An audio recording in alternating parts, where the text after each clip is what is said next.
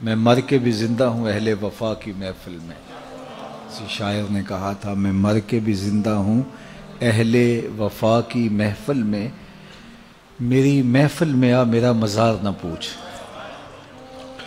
تو یہاں تو مزار بھی ساتھ ہے اور ان کی محفل بھی ساتھ ہی جمی ہوئی ہے، تو دونوں چیزیں اکٹھی چلتی ہیں. ورنہ ہم نے دیکھا ہے کہ لوگوں کے مزار رہ جاتے ہیں، ان کی محفلیں ختم ہو جاتی ہیں، فکر دم توڑ جاتی ہے اور جو ہے وہ مزارات سے ہی لوگ جڑے ہوتے ہیں.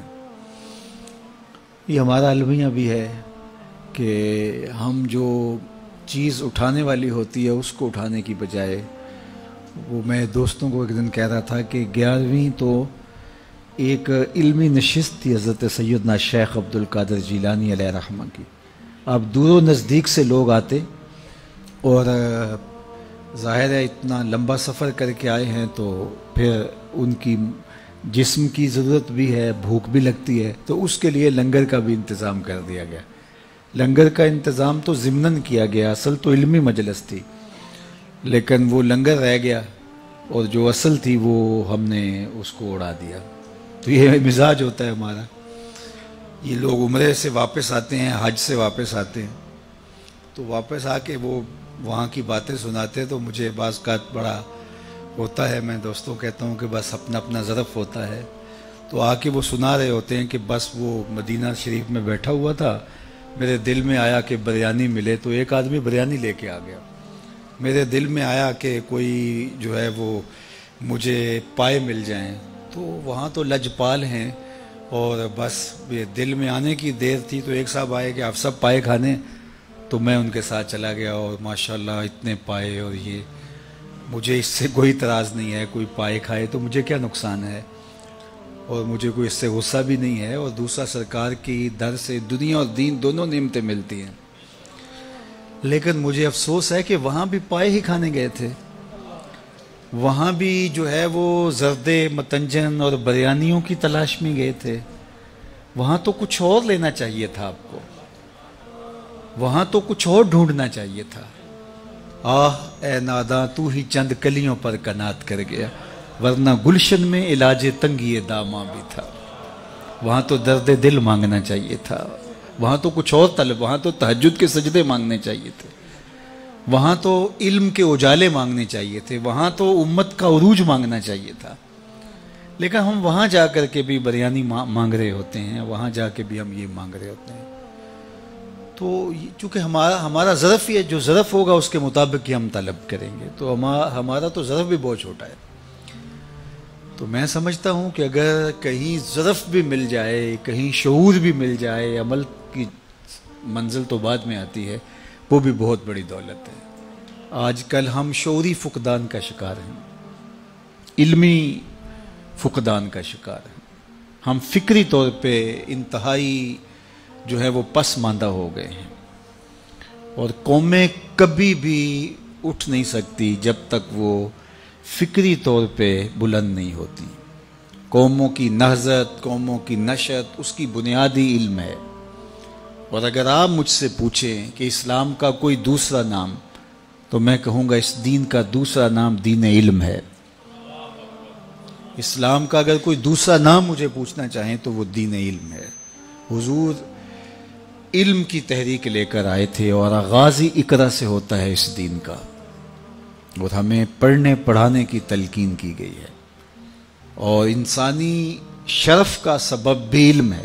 اپنے مشارکات سے یہ جو ممتاز ہے، مناطقہ کہتے ہیں نطق ہے جو اس کو دیگر مشارکات سے ممتاز کرتا ہے. اعلی حضرت سے پوچھا گیا تو فرمایا کہ انسان کے لیے جو فصل ممیز ہے وہ نطق نہیں علم ہے. علم نے اس کو دیگر مشارکات سے ممتاز کیا، حتیٰ کہ فرشتوں سے بھی ممتاز کر دیا. آدم علیہ السلام کا تفوق جب ثابت کیا تو بوجہ علم ثابت کیا نا. جب فرشتوں نے کہا نحنو نسبح بحمدک ونقدس لک، ہم تیری تسبیح کے ترانے پڑھتے ہیں، تیری تقدیس کے گیت گاتے ہیں، اپنی وفاداری بیان کی، اللہ کی عبادت کا جو ان کا ذوق تھا اس کو بیان کیا. لیکن اللہ نے کیا کہا؟ جو میں جانتا ہوں وہ تم نہیں جانتے. اور پھر کیا ہوا؟ وَعَلَّمَ آدَمَ الْأَسْمَاءَ كُلَّهَا، آدم علیہ السلام کو مختلف اشیاء کے نام سکھائے. اور پھر وہ چیزیں پیش کی فرشتوں کے سامنے کہ ان چیزوں کے نام بتاؤ. وہ نہیں جانتے تھے تو کہا کہ اے آدم تم ان چیزوں کے نام بتاؤ. تو جب انہوں نے بتائے تو کہا میں نے کہا تھا میں زمین و آسمان کی پوشیدہ چیزوں کو جانتا ہوں. اور پھر ان کے لیے سجدے کا حکم ہوا کہ اب تعظیماً ان کے آگے اپنا سر جھکاؤ، اپنی جبین نیاز کو ان کے سامنے جھکاؤ، یا انہنا جو بھی علماء نے لکھا. تو ان کے لیے جو ہے وہ تم اپنے آپ کو جو ہے وہ عجز کے طور پہ پیش کرو، اور ان کا تفوق جو ہے تمہارے اوپر ثابت ہو گیا. کس وجہ سے؟ بوجہ علم. جن چیزوں کے نام فرشتے نہیں جانتے تھے ان چیزوں کے نام جناب آدم علیہ السلام جانتے تھے. تو آدم کا تفوق فرشتوں سے جو ہوا وہ بوجہ علم ہوا. تو پھر علم ممتاز کرتا ہے.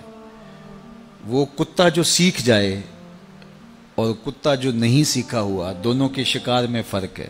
ایک کا لایا ہوا مردار ہے اور دوسرے کا لایا ہوا جو ہے وہ طیب ہے. کتا سیکھ جائے تو ممتاز ہو جاتا ہے، تو انسان کتنا ممتاز ہوگا وہ سیکھ جائے. تو یہ سیکھنا ہی ہمارے لیے عزت کا سبب ہے، ہمارے لیے یہی وقار کی علامت ہے. امام فخر الدین رازی نے لکھا کہ وہ چیونٹی جس نے کہا تھا جلدی جلدی اپنی بلوں میں داخل ہو جاؤ، کہیں پیغمبر کا لشکر جو ہے وہ تمہیں اپنے پاؤں تلے کچل نہ دے عدم آگہی کی وجہ سے، یعنی ان کا التفات نہ ہو، توجہ نہ ہو، اور وہ تمہیں اپنے پاؤں تلے رون ڈالے. یہ چیونٹی نے کہا. 3 فرسخ دور ابھی لشکر تھا اور چیونٹی نے پہلے سے ہی اس کو محسوس کیا اور اپنی ہم جولیوں سے کہا. اللہ اکبر. حضرت سلیمان علیہ السلام نے اس بات کو سنا. فتبسم ضاحکا من قولها، اور اس کو سن کے مسکرا بھی پڑے. پیغمبر کے حواس کو اپنے حواس پہ قیاس کرنے کی کبھی بھی بدکاری نہیں کرنی چاہیے. اللہ نے جو پیغمبروں کو شان دی ہے وہ الگ ہے. ہمارے کان کے پردے پہ بھی چیونٹی رکھ دی جائے تو ہم نہ سمجھ پائیں کہ وہ کیا بول رہی ہے. 3 فرسخ دور 9 میل بنتا ہے، 14-15 کلومیٹر بنتا ہے. اتنی دور سے چیونٹی نے کہا کہ جلدی جلدی اپنی بلوں میں داخل ہو جاؤ، اللہ کے نبی کا لشکر بے خبری میں کہیں تمہیں کچل نہ ڈالے. تو اس بات کو حضرت سلیمان نے اتنے فاصلے سے سن لیا. اور ماہرین سے پوچھیں کہ چیونٹی کے منہ میں زبان نہیں ہوتی تو پھر وہ بات کیسے کرتی ہے؟ یا تو یہ کہ وہ منہ سے منہ لگا کے اپنے لعاب کو جوڑتی ہے تو اس سے ڈیٹا ٹرانسفر ہوتا ہے، یا پھر جو ہے وہ اپنے سامنے والی 2 ٹانگوں کو جو مہین سے بال ہوتے ہیں ان کو رگڑتی آپس میں، اور اس سے جو آواز پیدا ہوتی ہے اس سے اپنی ہم جولی کو کوئی میسج دے رہی ہوتی ہے. پیغمبر کی شان یہ ہے کہ 3 فرسخ دور سے چیونٹی کے مہین سے باریک سے 2 بالوں کے رگڑنے سے جو آواز پیدا ہو اس کو اتنی مسافت سے سن بھی لیتا ہے، اس سے جو مفہوم نکلتا ہے اس کو سمجھ بھی لیتا ہے. اور یہ اس نبی کی شان ہے جو مسجد اقصی میں مقتدی بن کے تیرے نبی کے پیچھے کھڑا تھا. جب مقتدی کی یہ شان ہے تو مقتدا کی شان کا عالم کیا ہوگا، ان کی عظمتوں کا عالم کیا ہوگا. تو کبھی بھی یہ بدکاری نہیں کرنی چاہیے کہ پیغمبر کے حواس کو اپنے حواس پہ قیاس کر لیا جائے. اللہ نے ان کو جو شانیں دی ہیں وہ وراء الورا ہیں. انی ارا ما لا ترون و اسمع ما لا تسمعون. میرے اور آپ کے آقا و مولا نے ارشاد فرمایا جو میں سنتا ہوں وہ تم نہیں سنتے، اور جو میں دیکھتا ہوں وہ تم نہیں دیکھتے. میرے والد گرامی فرمایا کرتے تھے نبی کی تو شان ہی نرالی ہے. صحیح ترمذی میں روایت ہے، اور امام ترمذی کا چونکہ طریق ہے وہ اس کا درجہ بھی بیان کرتے ہیں، اور کہا ھذا حدیث حسن صحیح. یہ حدیث حسن بھی ہے، صحیح بھی ہے. اور وہ حدیث کیا ہے کہ جب میاں بیوی گھر میں الجھ پڑتے ہیں اور بیوی کہتی ہے جب سے تیرے گھر میں آئی ہوں میں نے تو سکھ دیکھا ہی نہیں، تو اس لڑائی کو جنت سے جو ہے وہ حور جو اس مرد صالح مومن کی بننے والی بیوی ہے دیکھ رہی ہوتی ہے اور اس لڑائی کو سن رہی ہوتی ہے، اور کیا کہتی ہے قاتلک اللہ، تیری خرابی ہو، یہ تو چند دن تیرے پاس ہے، یہ تو میرا شوہر ہے. تو میرے بزرگ فرمایا کرتے تھے حور کہاں سے دیکھتی ہے؟ جنت سے. اور جنت کہاں ہے؟ سدرۃ المنتہا کے پاس. सिदरतुल मुंतहा के पास से जन्नत से हूर देखती भी है, सुनती भी है, जवाब भी देती है। और हूर कौन है? मेरे नबी के ग़ुलाम की बनने वाली बीवी है, मंगेतर है अभी। ये उसकी समाअतों का आलम है यारो, मदीना तो दूर ही नहीं है। इन पाते और जो मैं सुनता हूँ वो तुम नहीं सुन पाते।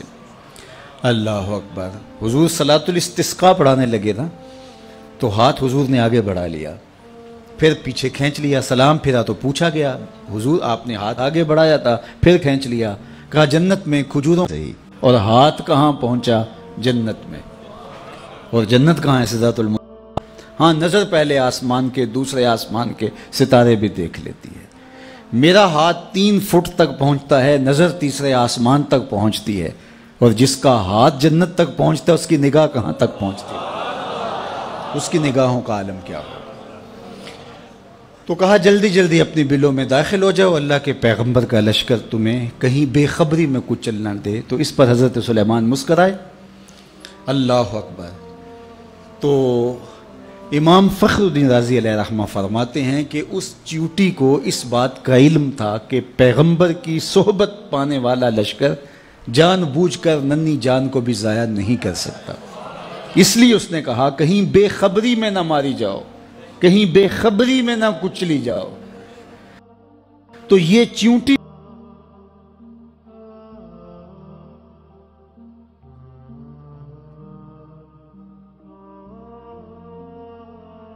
को भी इल्म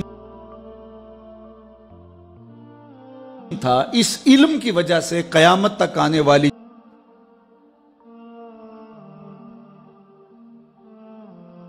च्यूटियों का, उस च्यूटी को सरदार बना दिया गया।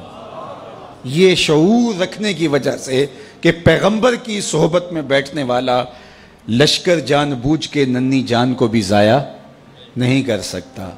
अल्लाह अकबर। ये इदराक, ये शऊर एक च्यूटी भी रख सकती है, लेकिन एक तंजीम के कायद को क्यों नहीं पता? ये तो एक च्यूटी को भी इल्म है। इंसानी वजूद के साथ बम बांध करके इंसानों के अंबों में घुस जाया जाता है और फिर वो बम फटता है और छोटे छोटे बच्चों की बदन की बोटियां दीवारों से चिपक जाती हैं।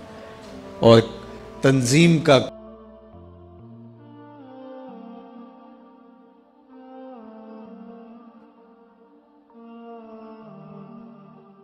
कायद सीने पे हाथ रख के कहता है कि जनाब ये कारनामा हमारी तंजीम का है। मियाँ एक च्यूटी को भी शऊर है कि नबी की तरबियत में रहने वाला लश्कर जानबूझ के नन्ही जान को भी ज़ाया नहीं कर सकता। और जो इंसानों के अंबों में घुस जाते हैं और ख़ुद कुछ बमबार हमले करते हैं, वो किसी शैतान का लश्कर तो हो सकता है, पैगंबर का लश्कर नहीं हो सकता है। ये इदराक च्यूटी को भी है, उसका सबब है। इल्म अज़मतों का हवाला है। इल्म जो है वो रिफ़तों का जो है वो अलम है। इसलिए हमें इल्म हासिल करने की तरगीब दी गई है। उलमा ने कहा, फ़ुक़हा ने, कि अगर किसी शख्स को ये पता चले कि उसकी ज़िंदगी बहुत थोड़ी रह गई है, आजकल वो डॉक्टर बता देते हैं कि ये 4थे स्टेज पे कैंसर चला गया है, तो अब आपके पास बहुत थोड़ा वक्त रह गया है, इस थोड़े वक्त की कदरदानी कीजिए। चाहे अल्लाह तो ज़म्बी ज़िंदगी भी दे सकता है, बीमारी को काफूर भी कर सकता है, लेकिन ज़ाहरी असबाब यही बताते हैं। मैं आपको इस ज़िमन में मुझे एक बात याद आ गई, मेरे इस मौजू से तो जुड़ी नहीं लेकिन शऊर की बात है, आपको मैं ज़रूर वो बताना चाहूँगा। हमारे शहर के एक साहब थे, उन्हें डॉक्टर ने बताया कि आपकी बीमारी इस नोयत पे है कि अल्लाह चाहे तो आप बरसा बरस जिए, लेकिन जो ज़ाहरी असबाब है वो यही बता रहे हैं कि कोई 1-1.25 महीना आपकी ज़िंदगी है। तो आप जाएं और जाके जो है वो हुकूकुल्लाह हुकूकुल इबाद उनकी तलाफ़ी कीजिए, ज़िक्र फ़िक्र में वक्त गुजारिए। तो वो मुझे मिलने आए और मुझे कहने लगे कि मुझे वैसे कोई तकलीफ़ नहीं है और डॉक्टर ने मुझे ये कहा है और फ़लाँ हॉस्पिटल के डॉक्टर ने कहा है, लेकिन फिर भी मैं चाहता हूँ कि किसी और को भी दिखला दूँ। तो एक बड़ा अच्छा डॉक्टर था मेरे मिलने वाला, मैंने कहा आप उससे मिल लीजिए। तो उन्होंने मुझे फ़ोन किया कि जो हज़रत आपके भेजे हुए थे तो वो बिल्कुल ऐसी ही पोजीशन है, कोई 1-8 माह के मेहमान हैं, तो बाकी उन्हें तकलीफ़ हो तो दाखिल भी किया जा सकता है, लेकिन कोई तकलीफ़ वो कहते हैं मुझे नहीं है। تو ٹھیک ہے وہ اپنی زندگی گزاریں اور اللہ اللہ کریں، ذکر فکر میں لگے۔ تو وہ بعد میں میرے پاس آئے، مجھے کہنے لگے ڈاکٹر نے مجھے یہ کہا، تو میں نے کہا میری بھی ان سے یہی بات ہوئی ہے۔ تو میں نے کہا ٹھیک ہے، یہ آپ کے پاس اللہ آپ کو لمبی زندگی دے، ہم دعا کرتے ہیں، لیکن یہ بڑا قیمتی وقت ہے۔ جو بات آپ کو میں بتانے لگا ہوں وہ یہ کہ وہ کسی اور صاحب سے ملے، آپ ان صاحب کو بھی جانتے ہیں جو جن کا میں ذکر کر رہا ہوں، ان کو آپ صرف علماء جانتے ہوں گے، باقی نہیں جانتے، لیکن جس کا میں ذکر کرنے لگا ہوں اس کو آپ سارے جانتے ہیں، وہ بھی ایک عالم دین ہے۔ انہوں نے کہا کہ آپ فلاں جگہ پہ چلے جائیں، فلاں صاحب دم کرتے ہیں تو اس سے آپ کو آفاقہ ہو جائے گا۔ تو میں ان کو، میرے وہ بڑے ملنے والے ہیں تو میں ان کو فون کر دیتا ہوں۔ تو وہ صاحب وہاں چلے گئے اور انہوں نے جا کے جب اسپیشل ٹائم دیا اور انہوں نے جو ہے وہ کہا کہ ڈاکٹر جھوٹ بولتے ہیں، آپ بالکل ٹھیک ہو جائیں گے، بڑا ان کو جو ہے وہ تسلی دی اور ساتھ دم شم بھی کیا۔ جب وہ واپس آ رہے تھے تو بہت زیادہ خوش تھے، چونکہ ایک تو بیماری تھی، پھر ڈاکٹرز نے کہا تھا 1 مہینہ سوا مہینہ آپ کے پاس ہے۔ تو اب یہ مجھ سے پوچھا تو میں نے بھی کہا، دوسرے ڈاکٹر سے سیکنڈ اوپینین لیا تو اس نے بھی یہی کہا، لیکن یہ پہلا شخص تھا جس نے ان کو ریلیکس کر دیا، بالکل آپ پریشان نہ ہوں، ختم۔ اب وہ واقعی وہ ان کو لگا کہ میں تو، چونکہ ایک بوجھ تھا نا، نفسیاتی بوجھ، وہ اتر گیا۔ وہ گئے تو وہ پورے 8 دن جس نے مصلی بچھا کے اللہ اللہ کرنی تھی وہ اس کی تعریف کرتا رہا، کتنا اچھا ہے، کتنا فیض ہے، اتنا ہجوم تھا، پورے 8 دن بعد پھر حاضری تھی، پھر گیا اور پھر کہا کیا کیسا ہے، انہوں نے کہا بڑا فرق ہے، انہوں نے کہا آپ بالکل ٹھیک ہو جائیں گے، پھر دوسرا دم ڈال دیا۔ تو اگلے 8 دن بھی وہ اس کی تعریف کرتے رہے۔ پھر اگلے ہفتے گئے، چوتھے ہفتے واپس آ رہے تھے، راہ والی طبیعت خراب ہوئی، پھر ان کا انتقال ہو گیا۔ تو مجھے خبر ملی اور مجھے سارا واقعہ کسی نے سنایا، تو میں نے کہا اس ظالم نے 1 مہینے اس شخص نے جو اللہ کا ذکر کرنا تھا وہ چھین لیا اس سے، اس نے جو مصلی بچھا کے جو ہے وہ اللہ سے لو لگانی تھی وہ چھین لی۔ اسی لیے فاسقوں کے پاس، ایسے لوگوں کے پاس جانے کی یہ کم نحوست ہے، بات سمجھ آ رہی ہے، یہ کم نحوست ہے۔ اور اس نے جو حقوق العباد کی تلافی کرنی تھی، ظاہر زندگی گزری ہے، کوئی کسی سے سختی تلخ بات ہو جاتی ہے تو کسی سے جا کہنا تھا میاں میں تو مہمان ہوں مجھے معافی دے دے، تو وہ حق بھی سچ لیا۔ وہ پورا مہینہ صبح سے شام تک، وہ جمعہ بھی پڑھاتے تھے وہ صاحب، میں نام نہیں لیتا، تو جمعے میں بھی انہوں نے تذکرہ کیا کہ وہ بڑا فیض ہے یار، مجھے تو بڑا فائدہ ہو گیا۔ ہوا کیا کہ وہ نفسیاتی بوجھ اتر گیا، اور ہوا وہ جو ڈاکٹر نے بتایا تھا، تو وہ اس سے اللہ کا ذکر چھین لیا۔ یہ بڑی باریک چال ہوتی ہے، تو اس سے ہمیں پناہ بھی مانگنی چاہیے۔ ایک صاحب تھے، وہ عیسائی ہو گئے ایک زمانے میں، اور تھے وہ امام مسجد، تو وہ تقسیم ہند سے پہلے کی بات ہے اور وہ سیالکوٹ کا علاقہ تھا۔ تو کچھ علماء علاقے کے گئے، جا کے اس کو کہا کہ یار ہمیں بتاؤ نا کیا ہوا، کون سی دلیل تمہیں اچھی لگی اور تم نے اسلام چھوڑ دیا۔ تو اس نے کہا کہ میں ایک دن فجر کی نماز پڑھانے کے لیے آیا، سخت جھاڑے کا موسم، تو زمانے میں وہ ہیٹر شیٹر تو مسجدوں میں ہوتے نہیں تھے، تو بڑی مشکل سے وضو کیا تھا، کنویں پہ جا کے پانی نکالا، وضو کیا، اور میں جو ہے وہ ٹیک لگائے ایسے تھا تو میری آنکھ لگ گئی، ادھر اقامت ہو گئی۔ تو اب اگر میں وضو کرنے جاؤں تو ویسے نفس بھی نہیں مان رہا تھا اور نمازیوں کا اپنا پریشر ہوتا ہے، تو میں اٹھا اور نماز پڑھا دی، لیکن میرے دل میں بڑا ڈر لگا کہ میں نے مصلی رسول کی توہین کی ہے تو میرے اوپر کوئی عذاب آئے گا، لیکن سارا دن گزر گیا، کوئی عذاب نہیں آیا۔ پھر اگلے دن، اس سے اگلے دن، پھر آہستہ آہستہ میرا یہ معمول ہونے لگا کہ میں ایسی نماز پڑھا دیتا۔ ایک دن میں جنابت سے تھا اور میں ہمت کر لی اور مصلی پہ کھڑا ہو گیا اور نماز پڑھا دی، لیکن آج میں ڈرا کہ آج کوئی قہر کی بجلی ٹوٹے گی اور آج میرے اوپر عذاب آئے گا، لیکن سارا دن گزر گیا۔ شام میں نے فیصلہ کیا اسلام دین ہی سچا نہیں ہے، تو میں نے اسلام چھوڑ دیا۔ تو علماء نے کہا تو کہتا ہے میرے اوپر عذاب نہیں آیا، اللہ نے اپنا دین چھین لیا ہے۔ تو سمجھتا ہے میرے اوپر عذاب کوئی نہیں آیا، اللہ نے اپنا دین چھین لیا ہے۔ اللہ کسی سے توفیق سلب کر لے، یار تھپڑ تو اس کو ماریں گے نا، اس بچے کو جس کو آپ داخلہ جس کا ختم نہیں کرتے، کان تو اس کو پکڑائیں گے جس کو آپ کا اپنا بچہ سمجھیں گے، اور جس کو آپ نکال ہی دیں گے، نہ اس کو تھپڑ ماریں گے، نہ اس کو سزا دیں گے، نہ اس کو کان پکڑوائیں گے، نہ اس کو فائن کریں گے. فائن تو اسی کریں گے جس کو اپنا سمجھیں گے. تو اگر ٹانگ ٹوٹ جائے، کوئی اور نقصان ہو جائے، تو یہ تو اللہ کا ایک پیار کا روپ ہے کہ وہ تجھے سمجھاتا ہے، تنبیہ کرتا ہے تجھے، لیکن اس نے تجھ سے اپنا دین ہی چھین لیا. اس سے بڑا عذاب کیا ہو سکتا ہے؟ تو میں آپ سے یہ کہوں گا، ان عاملوں سے بچو.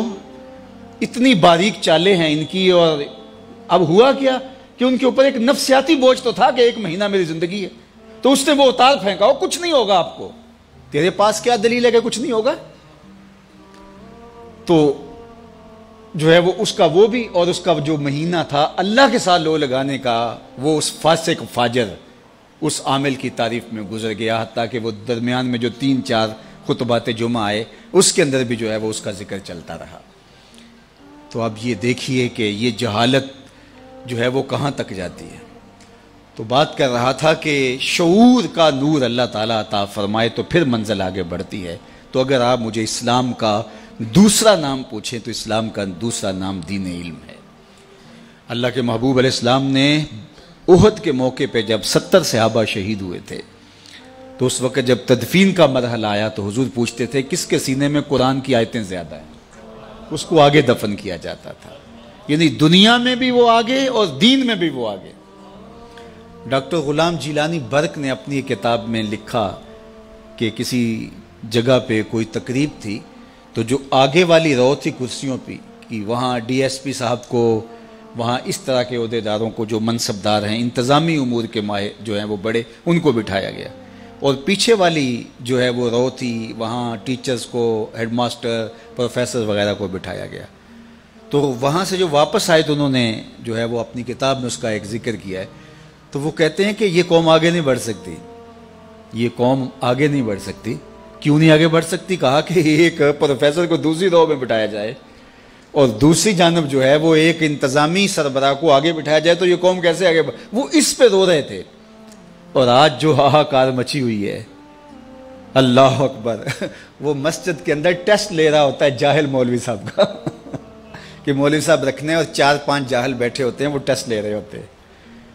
تو وہ اگر خودکشی جائز ہو تو خودکشی مولوی صاحب کو کر لینی چاہیے، لیکن یہ شریعت جائز قرار نہیں دیتی ہے. تو اب یہ جہالت ہو گئی ہے. بے وقوفاں دے نوکر ویکھے دانش مند سیانے، میاں صاحب نے کہا تھا بے وقوفاں دے نوکر ویکھے دانش مند سیانے. آج یہ تو پھر یہ قوم آگے کبھی نہیں بڑھ سکتی. 2 کو 2 سے ضرب دے تو حاصل ضرب 4 آتا ہے. یہ اللہ کا ضابطہ ہے، کبھی ہو ہی نہیں سکتا. یہ ٹکرے مارنے والی بات ہے. کبھی ہم اس سے امید لگا کے بیٹھتے ہیں، کبھی اس سے امید لگا کے بیٹھتے ہیں. کچھ بھی نہیں ہونے والا. تعمیر ہو جس سے آدم کی، یہ وہ گل ہی نہیں. اس مٹی سے کچھ نہیں نکلنے والا. جب تک ہم علم کی طرف نہیں آئیں گے، علم کی تکریم نہیں ہوگی، علم کی عزت نہیں ہوگی، علماء تیار نہیں ہوں گے، اور عصری دینی تکوینی ہر طرح کے فنی علوم، سب طرح کے علوم جب تک نہیں سیکھیں گے، کبھی بھی ہماری تقدیر نہیں بدل سکتی. یہ بات طے شدہ ہے.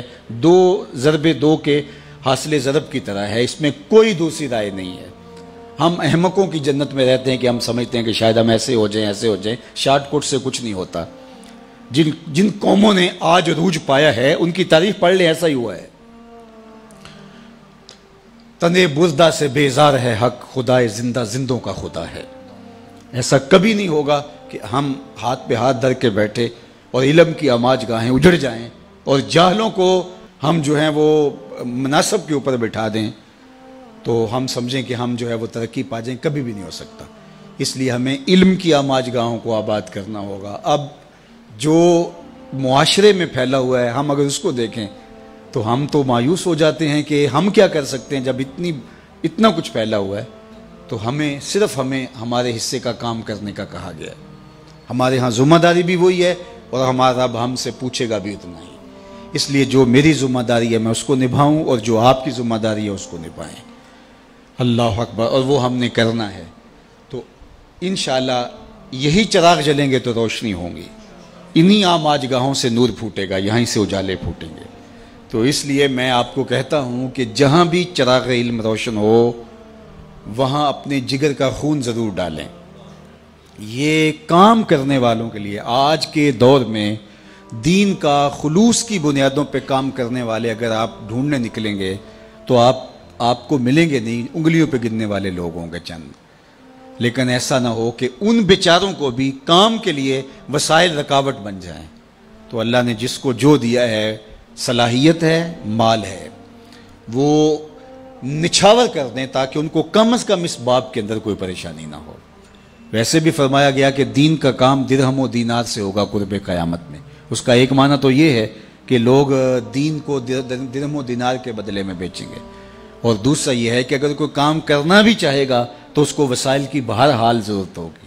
وہ زمانہ تھا کہ علماء برگد کے درخت کے نیچے بیٹھ جاتے تو لوگ ان کے پاس آ کے پڑھ کے وہیں سے چلے جاتے. مجھے اچھی طرح یاد ہے، میں بالکل بچہ تھا، والد گرامی کے پاس جو لڑکے پڑھتے تھے وہ ہماری بھینسوں کو چارہ ڈال رہے ہوتے اور جو ہے وہ بہت خدمت کرتے ہوتے. لیکن آج جو ہے وہ میں تو اپنے طلباء سے کوئی خدمت نہیں لے سکتا.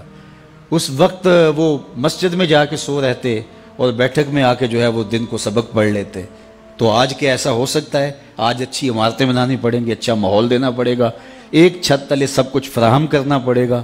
تو پھر تقاضے بدل گئے ہیں. جب تقاضے بدل گئے ہیں تو ہمیں بھی جو ہے وہ تھوڑا سا اس میں کام دینا ہوگا، اور اس راستے کے اندر خرچ کیا گیا مال. حضرت شیخ احمد مجدد الفسانی علیہ رحمہ فرماتے ہیں دیگر مدات میں خلوص کے ساتھ لاکھوں روپے خرچ کرنے سے اعانت دین میں ایک دانگ یعنی ایک ٹگا خرچ کرنا زیادہ افضل ہے، کیونکہ اس سے اعانت دین ہوگی، دین کو تقویت ملے گی.